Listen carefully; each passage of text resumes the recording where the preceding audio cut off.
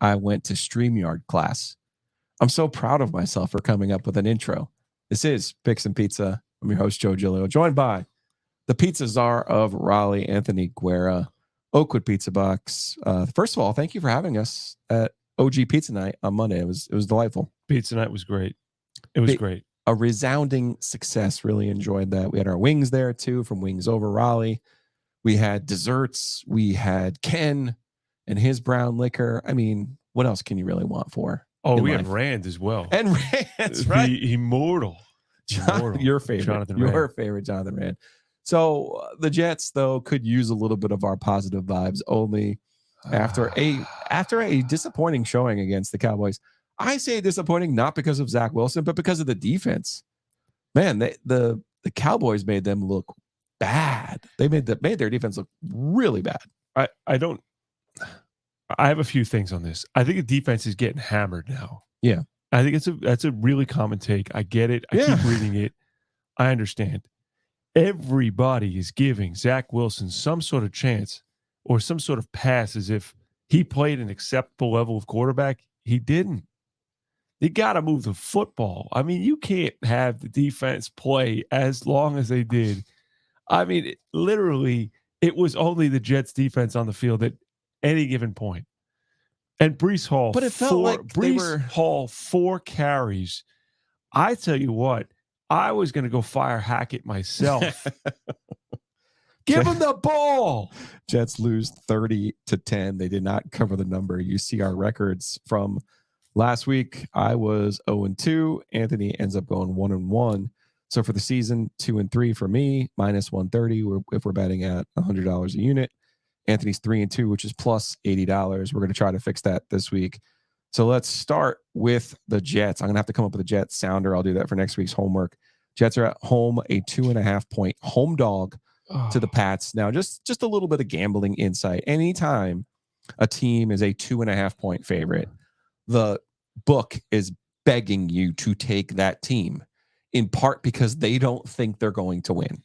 Okay, like 2.5 should be an alarm, always be an alarm in your head. Why is it 2.5? Why is it 2.5? Because that's one of the easiest numbers to cover, right? So normally I would look at this and I'd go, they're begging you to take the Patriots, which is never a good idea to take who the book is begging you to take.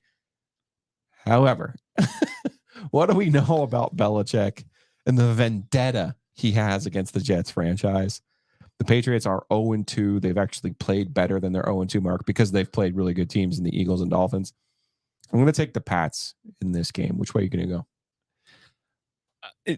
I definitely another gambling lesson is never bet with your heart. I mean, never bet with your heart.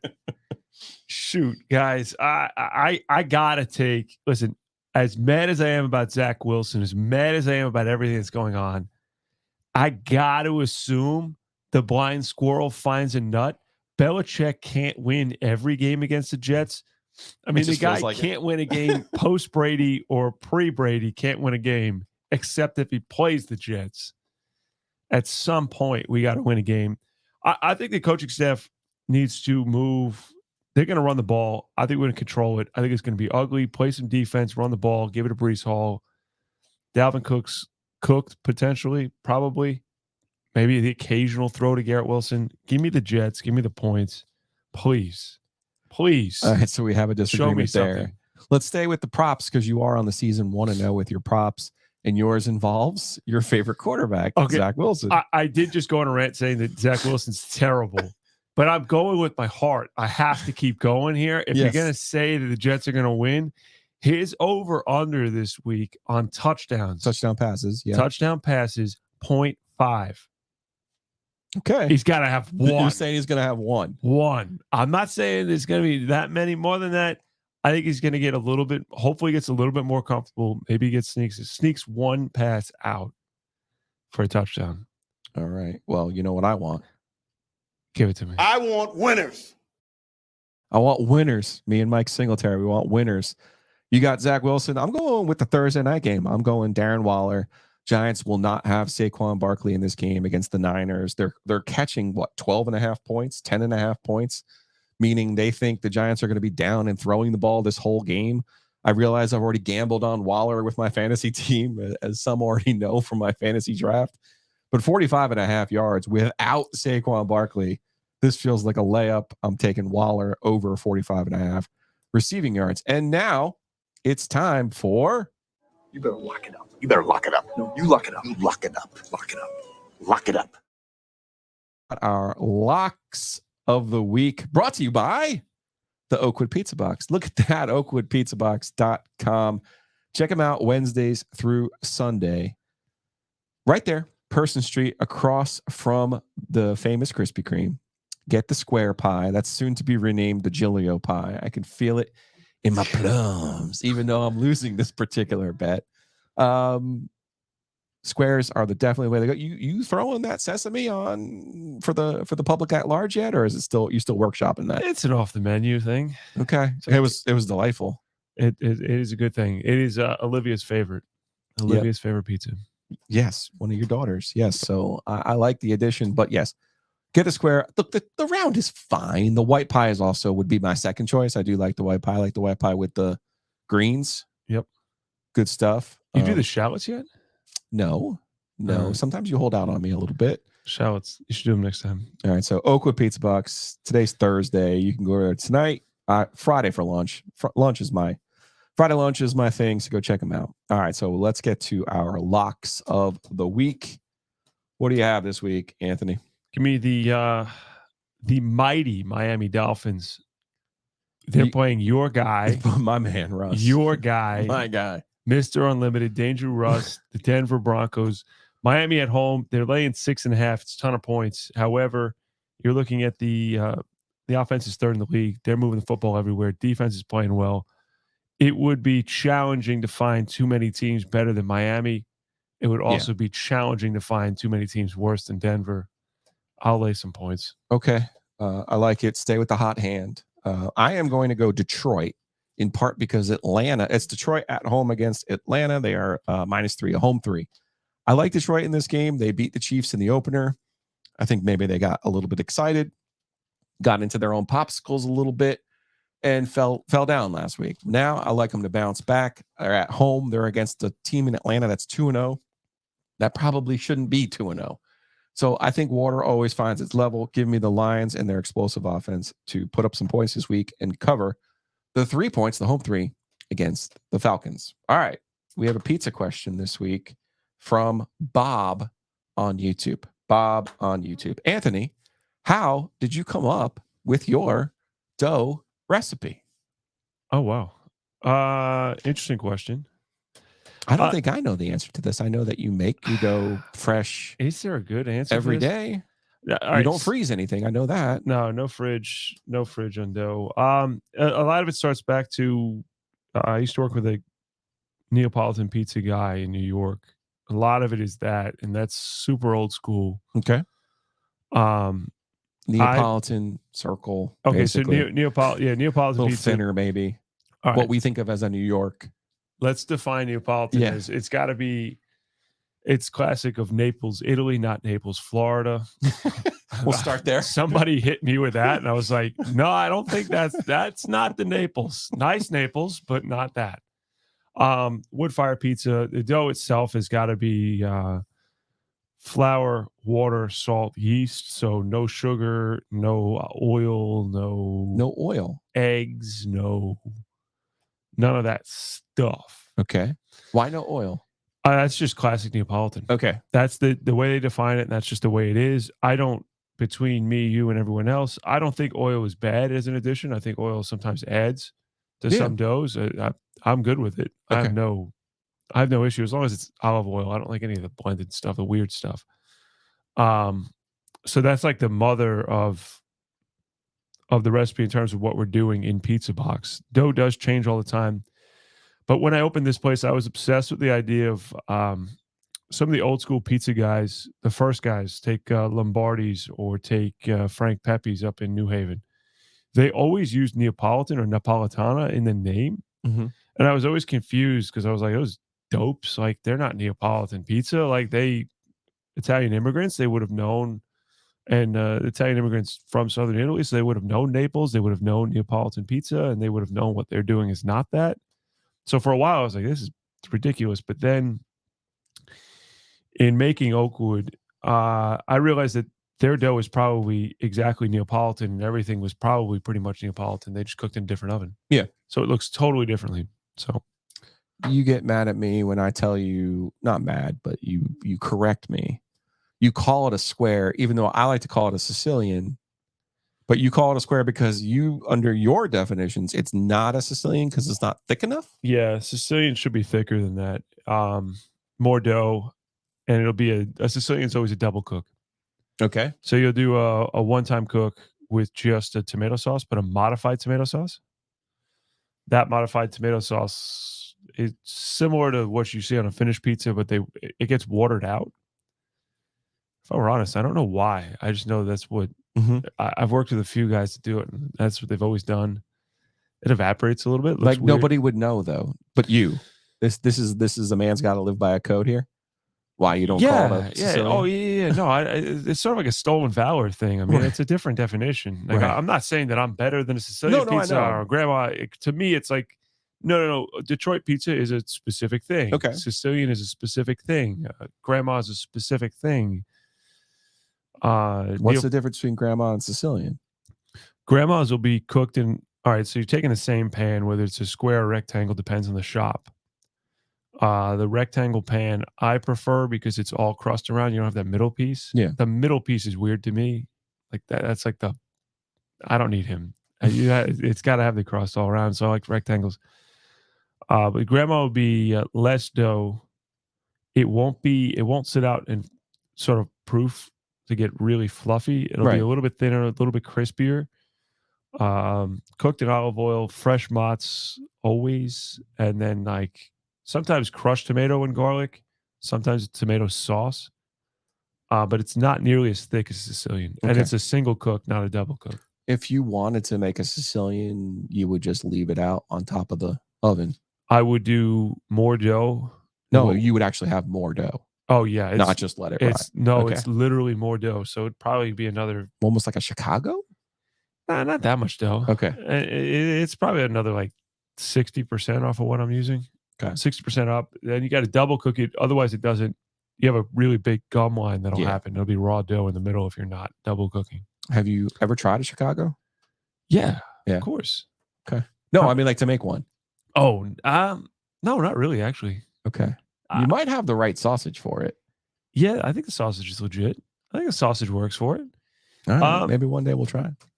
Look at me. Look at all my pronoun usage here. Chicago pizza is very specific. Yes. It's difficult too, I would imagine. And yeah, those places are wild. If you see those kitchens, they have like the busy shops have 6, 7, 8 ovens because it takes so long. 45 minutes to cook them. So you just have like loaded up and it's walls of them. And I mean, that's about the pan too, right? The pan is very important. Pequod's is a good example of that. I mean, you go to Pequod's, it's like an hour to sit down. And once you sit down, it's another 45 minutes after you order. It's a day. It's not. It's like a whole lifestyle commitment. But I did have it. I had it delivered to the hotel room on a late night in Chicago. That was a good inside tip there. Nice. Take that if you're in a hotel room. They deliver. Very nice. I'm gonna be cautious about the Jets this week because I watched the Pats they were the Sunday night game, and I was just like, they're not what they used to be, obviously. But you could tell. I started thinking about it this week when I knew we would pick this game. I'm like, they've played Philly, who they came back on, and then the Dolphins they kept kind of fighting with a little bit. I think Mac Jones is being helped with Bill O'Brien back at the OC there. You know, I think it was such a disaster last year not having an offensive coordinator. I think this will only help. Do you believe in Mac? No, but I'm more. I think he's like Kenny Pickett. I think he's a replacement level quarterback, and that's not a bad thing when you have Zach Wilson, who's not a replacement level quarterback, right? And to be fair to the audience, I did want to take.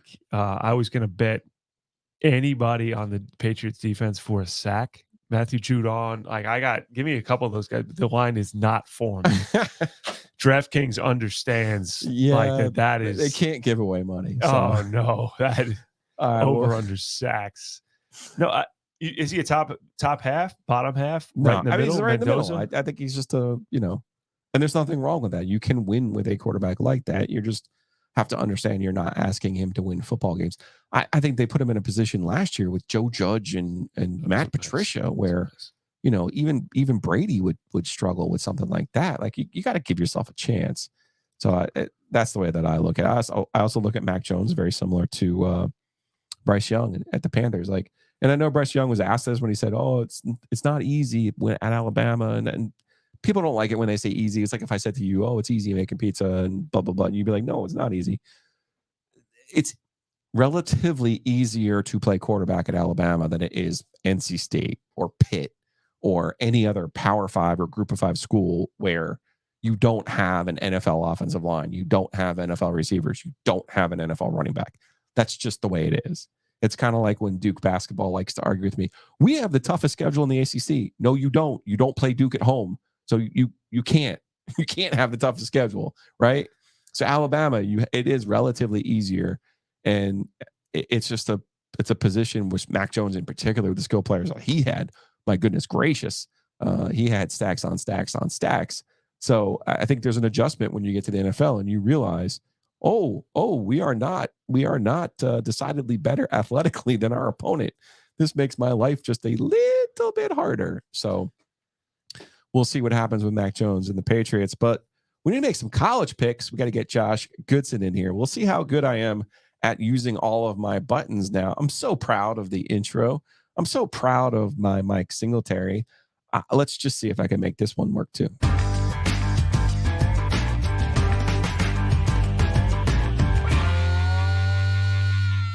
Joining us now on the Heister Automotive Group hotline, Josh Goodson, RTP Mortgage, State fan, Carolina grad.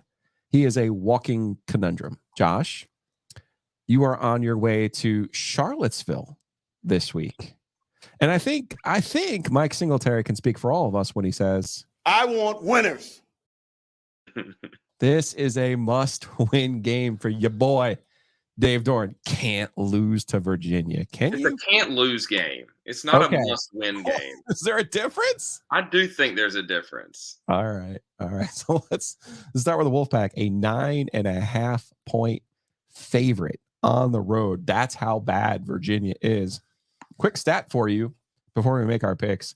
NC State 0-3 against the number this year. Dave Doran's 4-12 mark since the start of the 2022 season is the worst in the ACC against the number. So, Josh, which way would you like to go for NC State minus 9.5 at Virginia? A quick aside, last week a buddy of mine texted me. He's like, why didn't we win by 50? Which I think would have covered the number. They were like 40 or 40 and a half. Yeah. And I said, I can be a little like PG-13 on this podcast. Yeah, you could be R if you want. Don't need to be you're my sponsor, so I told him, I said, this is a Dave Doran kind of wet dream scenario. Getting up by 31 at half, that dude loves nothing more than having a big lead and then just being like, I'm doing nothing the rest of the game. If we get the 50, it's because the other team gave it to us, but we're not going to really try to do anything else. I throw last week out. They didn't cover, but they played well, blah, blah, blah, blah. 0-3 against the spread this year. Not great. And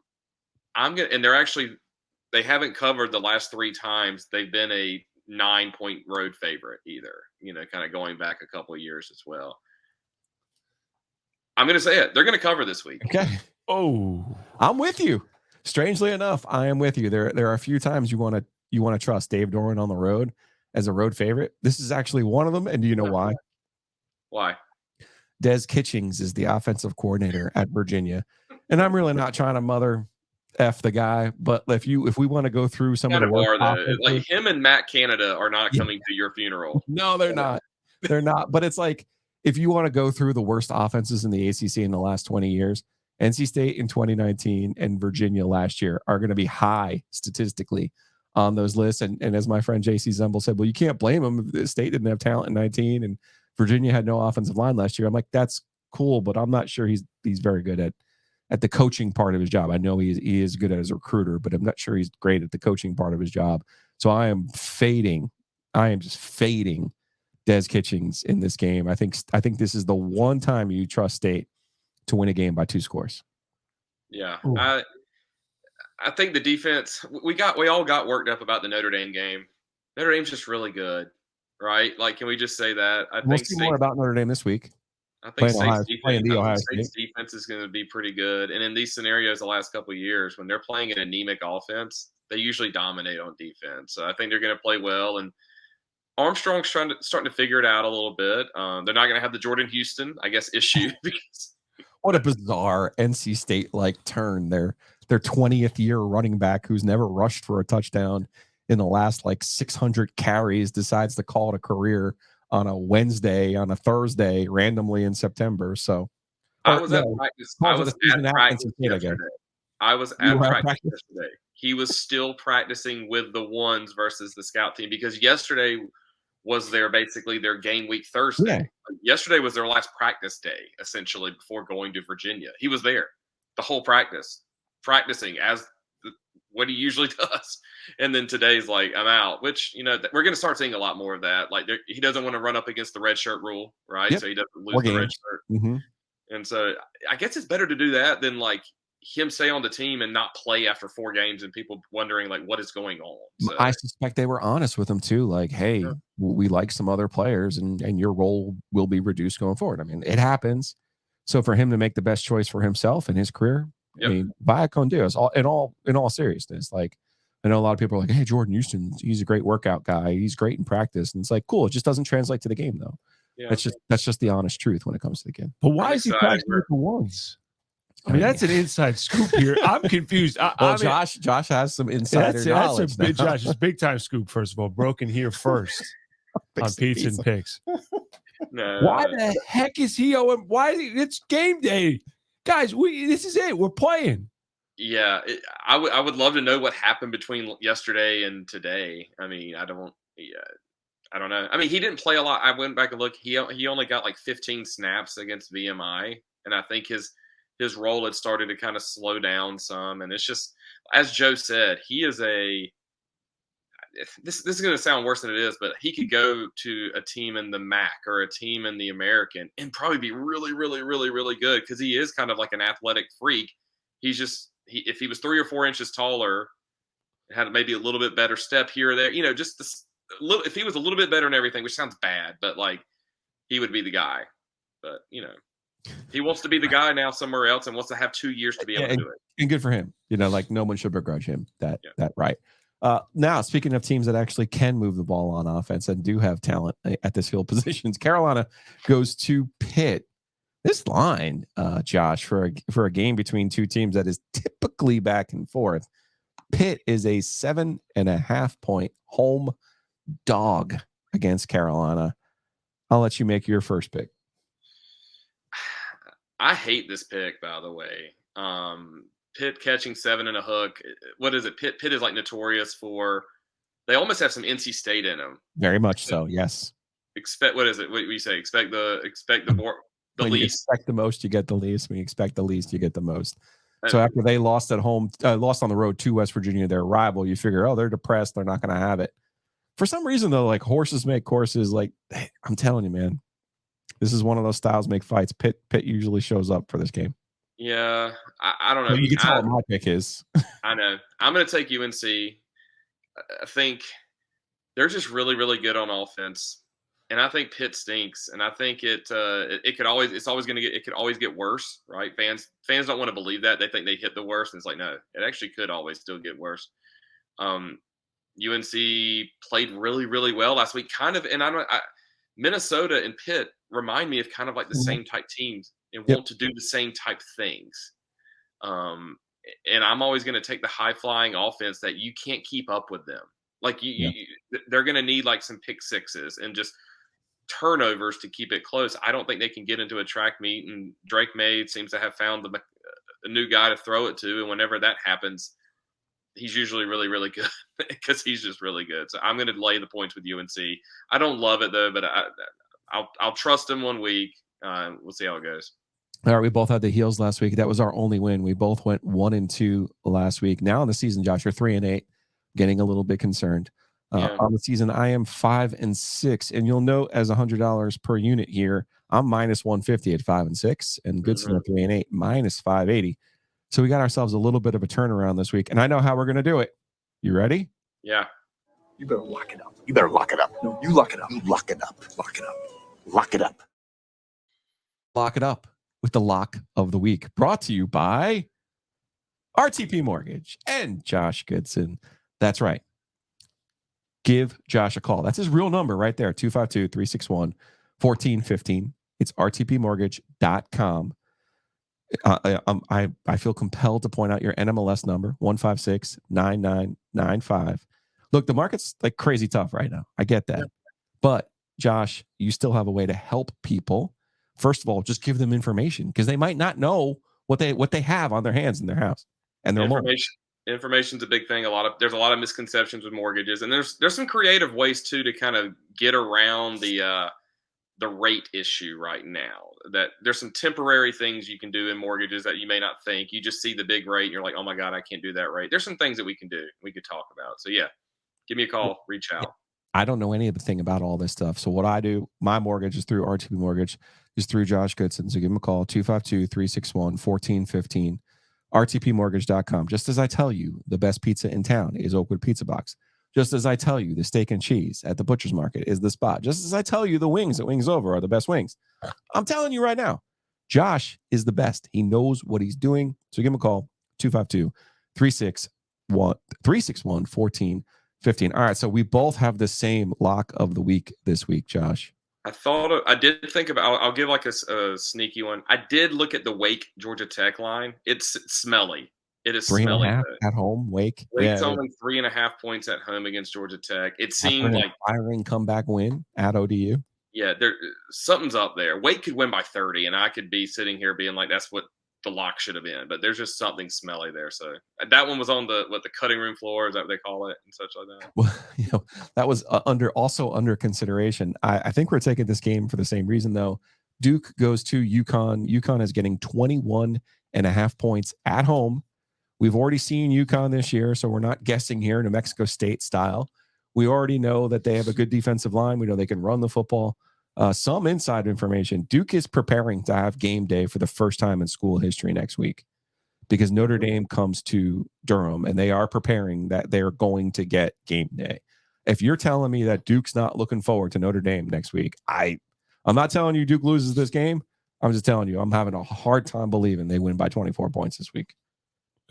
Should Duke be favored on the road by anyone for 3 scores? Yeah, I think they've by 3 scores. I think they demonstrated that they're capable of handling a bad team, which they did Northwestern this week. But that was at home. They haven't left home yet this year. Not that they have a tremendous home field advantage, but there is something to traveling. You never know where your flight's delayed. You never know how bumpy your flight is. You never know, your girlfriend's back having a menage with 2 other guys. You don't know what's going on. So, it's difficult. I'm with you on this. Oh, God. Yeah, I'm just going to bypass that because, you need to tell us something, buddy. You never know, man. Yeah. I'm with you on the same reasons. A couple other notes. I looked at UConn. The guy that started for UConn against State, they got a transfer quarterback from Maine. Yeah. Pocket passer. He wasn't very good against State. Well, he's hurt. They're back to the guy last year that actually led them to a bowl. I'm not saying UConn's going to win. I'm not going out there and saying UConn's going to win. But when you're a team, and when you're a team like Connecticut playing a team like Duke, you almost need a dual threat type quarterback. This kid is a dual threat. He can make stuff kind of happen. Quirky game, all the other reasons you said of Duke, the perfect trap game, or just it's a sleepy type game atmosphere and such. And also, I think the guy that's at quarterback for Duke actually has a little bit better, at UConn, might have a little bit better chance just to make stuff happen just because he's an athlete. And that's what happens in college football more often than not. So I'm with you, 21 in the hook, UConn. They're going to fight. They got a coach they're going to get up for it. And I think the number beside Duke's name helps UConn even more. Hey, man, drive safe up to Charlottesville. Have a good time up there. I know your parking will not be anywhere near the stadium, but I know you'll see my guy, Hayes Lancaster, the OG. So enjoy the trip, and we will talk again next week. And again, check them out. It's rtpmortgage.com. I got it.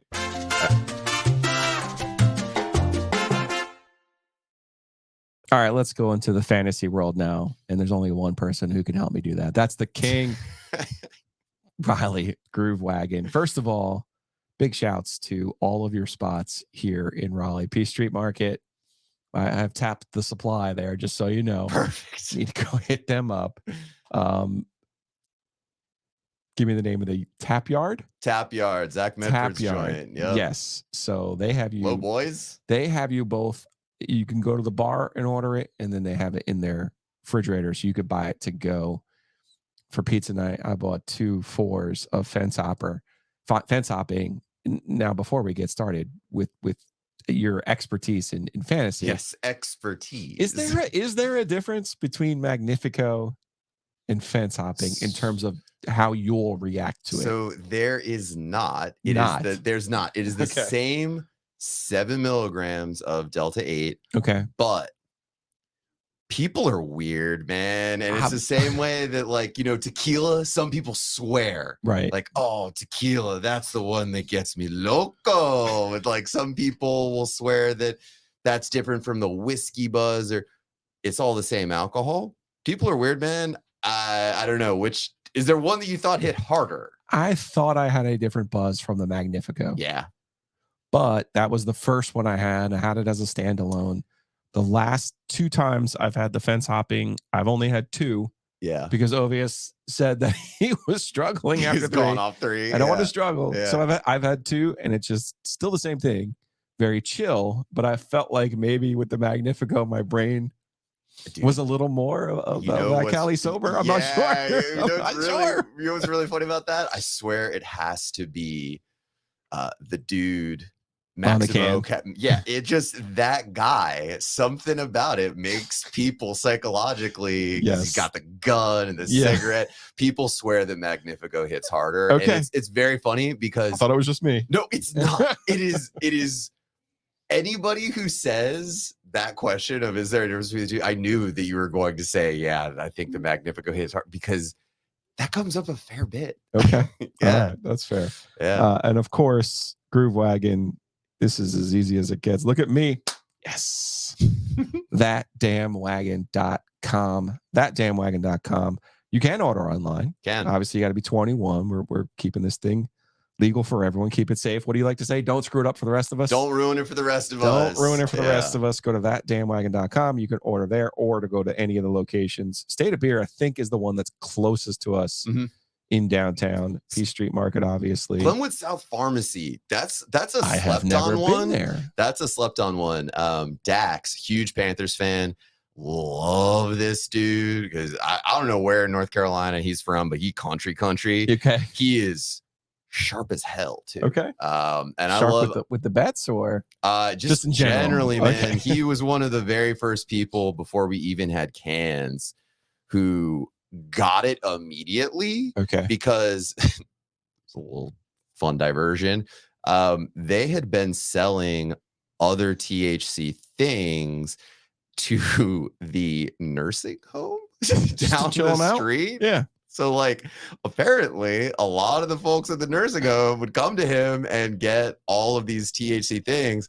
And he had said, like, man, I got to tell you, lower dose thing, that might be the move. Because some of them, they're just looking to chill out at night. And I'm like, okay. I was going to say, there's the bonus of your stuff. Like, if I have a gummy, I'm out. Like, that's a sleep aid for me. Yep. Like yours, though, I'm like, oh, okay. I'm just kind of. Dude, also, just kind of chill. Also, it is so much about the social ritual and the context. Yes. You know, a nightcap is a real thing, right? Like people, I love when people be like, oh, well, weed, that's not really for hanging out. That's going to make me sleepy. And I always tell people, if you want to use it as a nightcap, you can. Like, think about wine or beer or whiskey. If you have too pernicious when you're chilling out, getting ready. That will just knock me out. You're I'm knocked, done. and a nightcap is a thing. That's a Right, perfectly good right. use case. Flip side of that is, if it's 5:45 on a Friday and your boys that you haven't seen in 10 years are in town, like those 2 drinks are your ticket to turn up. And it's the same with Groove Wagon stuff. It is only 7 milligrams of Delta 8, so you could use that as a nightcap for sure. You can certainly use that as your ticket to a big Sunday. All right, so thatdamnwagon.com is how to find Groove Wagon.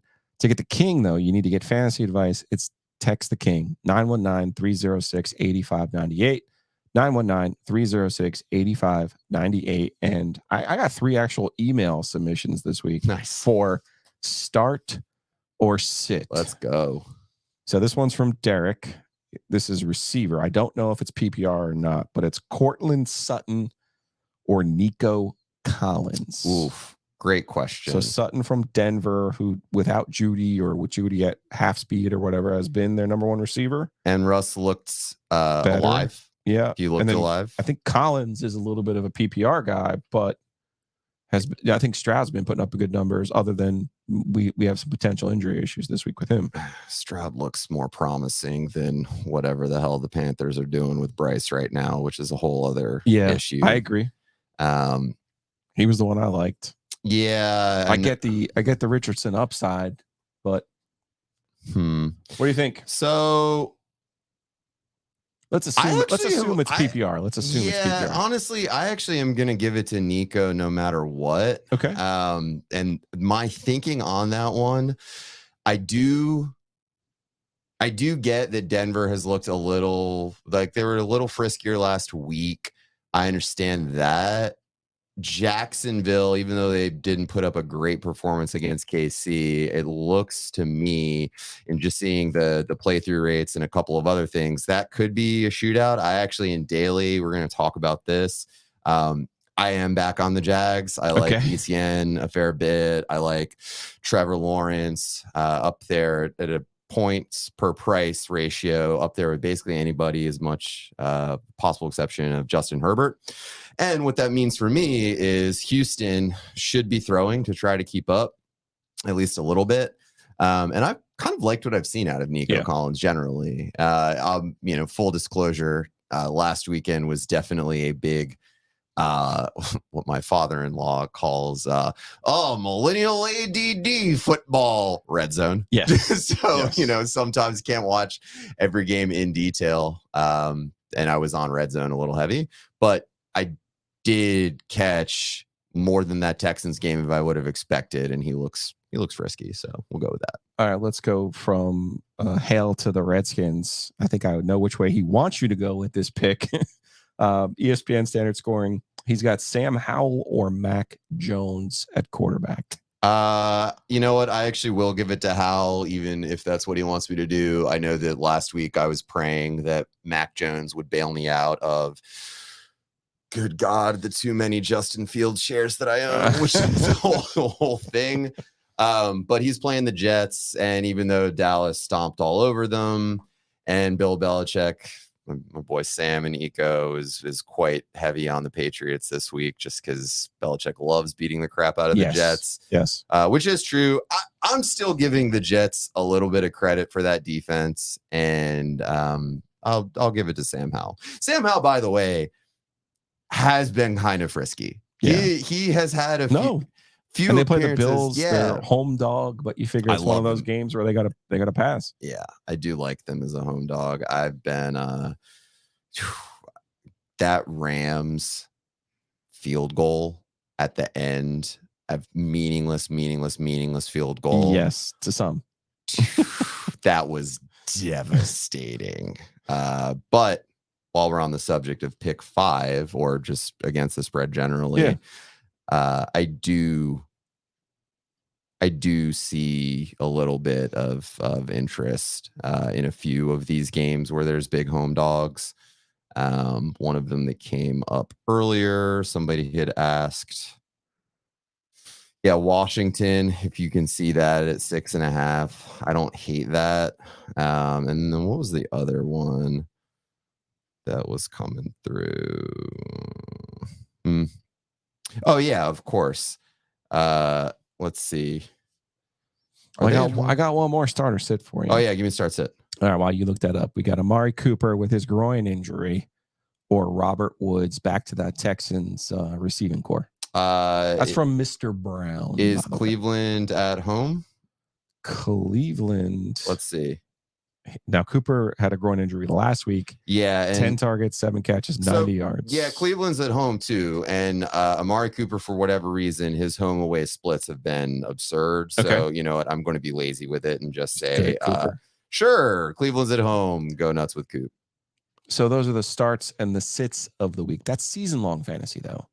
Your particular knowledge and expertise can be applied to daily fantasy. I don't know anything. Sure. About daily fantasy. I am, in fact, a winning daily fantasy player. Okay. So where should I start if I wanted to jump into the pool this week? Great question. Well, you always want to be aware of the format of the contest you're entering in. Okay. If you only get into doing these massive $1 million tournaments, you're playing against a bunch of sharks, entering a billion lineups, and against a billion other people, like, kind of a sucker bet. You can still do it. Right. I mean, I love a good sucker bet. Right. No question. But single entry tournaments can be a really good. I think I have the analogy for this. You might be able to beat Phil Ivey in one hand of poker, but if he's allowed to keep re-upping, and he will kill you. You will lose in the long run. Not bad at all. Right. So you want to play in a tournament, basically, in a single entry. Single entry tournament. So single entry just means that every participant, even if there are a couple hundred, a couple thousand, you're all getting one lineup. One shot. That's it. You get your one lineup. Also, it's important to distinguish between a tournament where you're playing against a whole bunch of people and a cash game or head-to-head. So head-to-head, you only need to beat one person. And generally what you're doing is you want to play for the highest floor possible. So you don't need to get too crazy with it.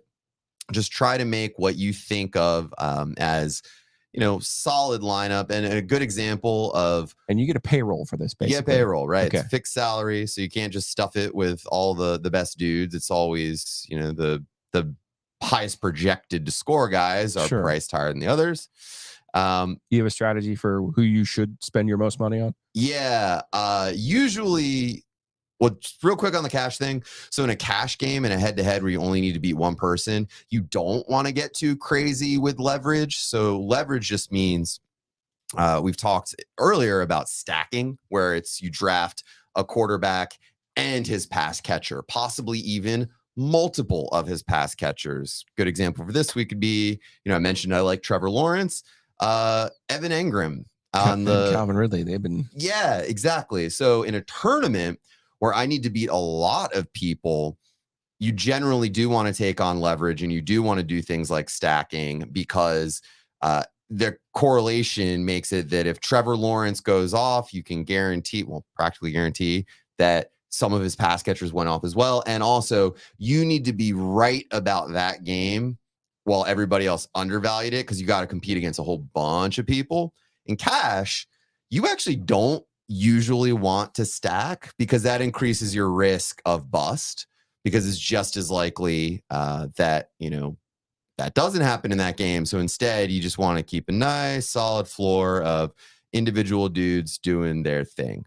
This week, there's a few spots that I think are pretty interesting. I've mentioned that Jag spot. The Chargers as well are a really interesting one based on the over-under.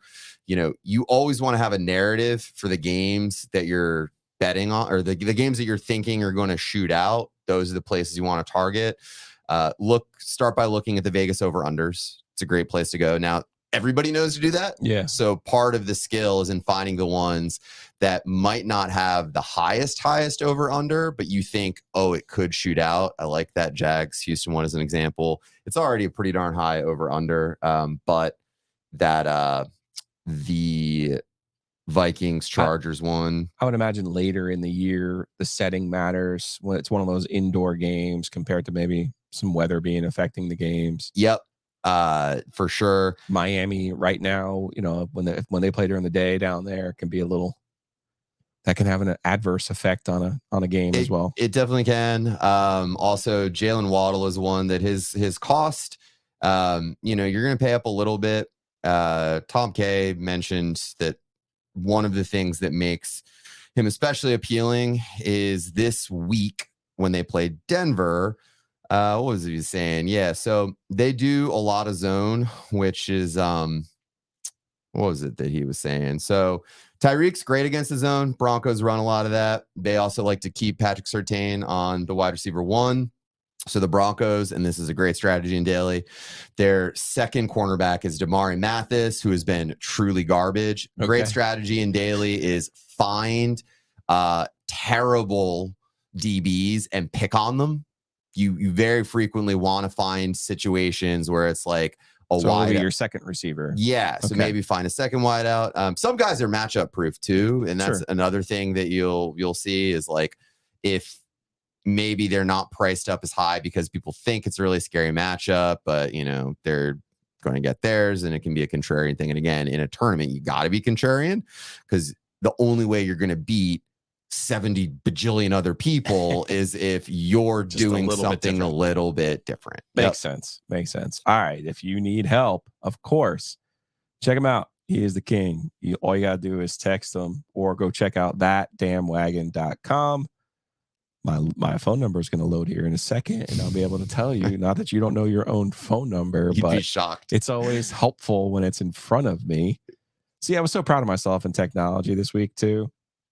It's failing me right now. That's relatable content though. Technology fails everybody. So I know, it's just disappointing. That's all.